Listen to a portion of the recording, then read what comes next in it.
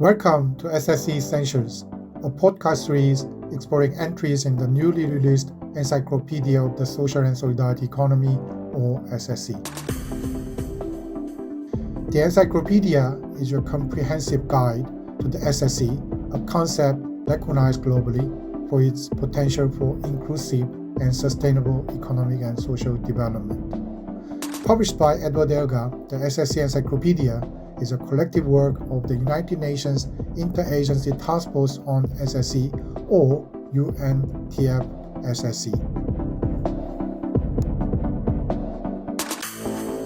For today's episode, we have invited Professor Davorka Vidović, University of Zagreb, Croatia, who contributed to the SSE Encyclopedia, an entry on youth and SSE. Professor Vidović, thank you for joining us today. Thank you. Thank you for inviting me. Could you briefly introduce yourself for our listeners? My name is Davorka Vidović, and I'm assistant professor at the Faculty of Political Science at the University of Zagreb in Croatia. And I'm sociologist by the background, and I teach at the Faculty Sociology of Croatian Society, sustainable development and social innovation and research methods. Let's start off with a question about the SSE and yourself. You are a sociologist by training and professor at the Faculty of Political Science, and your research is focusing on social economy, social entrepreneurship, social policy, social inclusion, and local development. Listeners may be very much curious why and when you, as a sociologist teaching at the Department of Political Science, became interested in the SSE. Could you briefly explain why and when you became interested in the SSE? Well, during my study, postgraduate study, during research about welfare state and the issue of equality, I started in the literature, it started to pop up some interesting initiatives that I recognized as unusual, as business unusual, and it drove my attention. So when I needed to decide what to do for my PhD, it was like I really wanted to research social enterprise, social economy in depth, because it was quite new phenomenon in Croatia, and we knew nothing about it at that time, like 15 years ago. So that was the choice for my PhD thesis, and that's how I got involved more into this subject. And after that, it was just like everything was like bloom, and it get more attention from the public, for policy actors. So for me, it was like a good sign that we need to get more involved with this topic, because there are like many interesting and valuable things that we can all learn from this. I wonder whether you still remember the title of your doctoral thesis. Yes, it was really very complicated, but the committee shortened that because it was like a new topic in Croatia, and they shortened it to social entrepreneurship in Croatia. But the original title was social entrepreneurship between generation of social values and marketization of social sphere. So I wanted to see how we can understand social enterprise. Is it really an alternative economic model, or is it just another way to do business as usual? Thank you very much. That's interesting.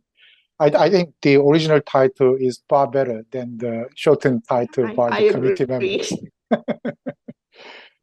In a nutshell, how would you explain the SSE to layperson in Croatia?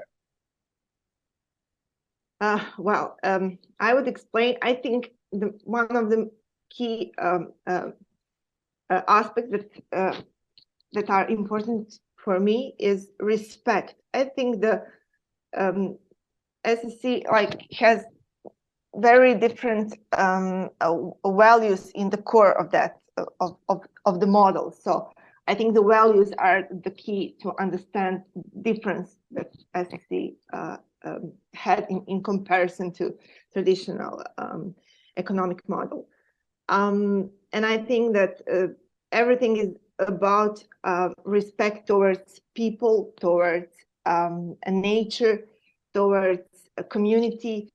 So everything that comes from SSC has some sort of respectful relation toward differences in the world. And I think that's the key to create different kind of economy, different kind of participation that will include all aspects of society in creation of more human conditions for all.